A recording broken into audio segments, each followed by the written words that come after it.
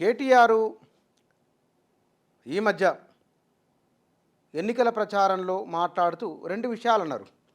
ఒకటి, తమకు తామే ఓడించుకున్నామని, అంటే బీఆర్ఎస్ నాయకుల మధ్య కార్యకర్తల మధ్య సమన్వయం లేకపోవడం, ఒకరంటే ఒకరికి పడకపోవడం, అంతర్గతంగా ఉన్న రాజకీయాలు వైరుధ్యాలు ఇవి బీఆర్ఎస్ ఓటమికి కారణమైనాయని. దీంతో పాటుగా మరొకసారి టీఆర్ఎస్ లేదా బీఆర్ఎస్ అంటే తెలంగాణ ప్రజల సోల్, ఈ తెలంగాణ ప్రజల ఆత్మ అనే విషయాన్ని చెప్పడానికి వారు గోదావరి నది విషయాన్ని, రెండు హైదరాబాద్ విషయాలను ప్రస్తావిస్తున్నారు. అంటే ఓటమికి గల కారణాల్లో కొన్ని అంశాలను బహిరంగంగా ప్రస్తావిస్తూ, మరొక వైపున తెలంగాణకు జరుగుతున్న ఒకవేళ భవిష్యత్తులో ఏం జరగబోతుందనే అంశాల గురించి కూడా ప్రస్తావిస్తున్నారు.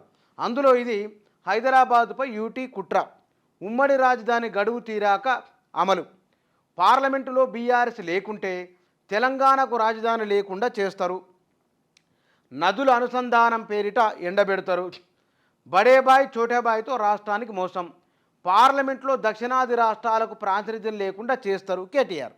ఈ విషయాలు మొత్తం కూడా తెలంగాణ భవిష్యత్తు ఎట్లా ఉండబోతున్నదని చెప్పడానికి, గోదావరి నది తెలంగాణకు లైఫ్ లైన్, ఇవాళైనా రేపైనా ఎప్పటికైనా సరే కృష్ణానదిలో ప్రవాహం తగ్గింది కాబట్టి ఇప్పుడున్నది గోదావరి, దాని ఉపనదులలో నీళ్లు ఉన్నాయి, వాటిని మనం లిఫ్ట్ చేసి మొత్తం తెలంగాణకు తీసుకోవాలి, అది తప్ప వేరే మార్గం లేదు.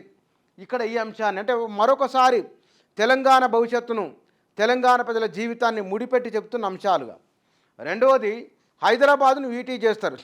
హైదరాబాద్ అనేది ఇవాళ మొదటి నుంచి జరుగుతున్న ఒకనొక చర్చ. తెలంగాణ ఉద్యమం జరుగుతున్నప్పుడు సీమాంధ్రకు సంబంధించిన కొందరు హైదరాబాద్ను యూటీ చేయాలన్నారు. యూటీ చేయడం అంత సులభమైన విషయం కాదు, అంత సాధ్యం అది కాదు. అసెంబ్లీ తీర్మానం లేకుండా అయ్యేది కానే కాదు.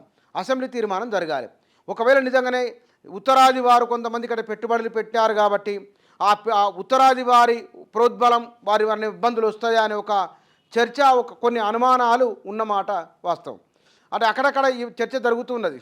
అంటే ఉత్తరాదికి సంబంధించిన వారు ఇక్కడ పెట్టుబడులు పెడుతున్నారు, భూములు కొంటున్నారు, పరిశ్రమలు స్థాపిస్తున్నారు కాబట్టి మన హైదరాబాద్ను బీజేపీ యూటీ చేయబోతున్నదా, ఆ దిశగా అడుగులు పడబోతున్నాయనే ఒక ప్రచారం కూడా బలంగా జరుగుతున్నది.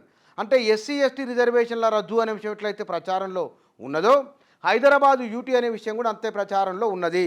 నిజాలు ఏమిటనేది సమీప భవిష్యత్తు తేలుస్తుంది. కానీ ఈ ఎన్నికల ముందు చర్చ జరుగుతున్న అంశాలు మాత్రం ఇవి.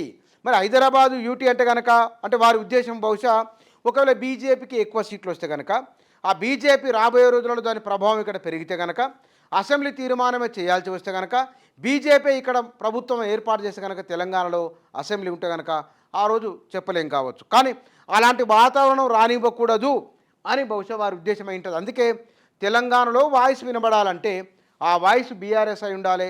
తెలంగాణ వాయిస్ లోక్సభలో ఉండాలంటే కనుక ప్రజలు బీఆర్ఎస్ని గెలిపించుకోవాలి. గెలిపించుకోవడం వలన తెలంగాణ ప్రజలు 400 సంవత్సరాలు 500 సంవత్సరాలు కష్టపడి నిర్మించుకున్న రాజధాని హైదరాబాద్. ఈ హైదరాబాద్ నగరం పైన ఈ హైదరాబాద్ నగరం లేదా తెలంగాణకి రాజధాని కాకుండా పోతుంది, పరాయి వారు అవుతారని ఒక అన్యాపదేశమైన సంకేతాన్ని కూడా కేటీఆర్ ఇస్తున్నట్లు వీటి ద్వారా అర్థమవుతున్నది. పార్లమెంట్లో బీఆర్ఎస్ లేకుంటే తెలంగాణకు రాజధాని లేకుండా చేస్తారు అని. అంటే ఇక్కడ ఈ ప్రాంత ప్రజల భావోద్వేగాలను తట్టిలేపే ప్రయత్నం కేటీఆర్ చేస్తూ ఉన్నారు.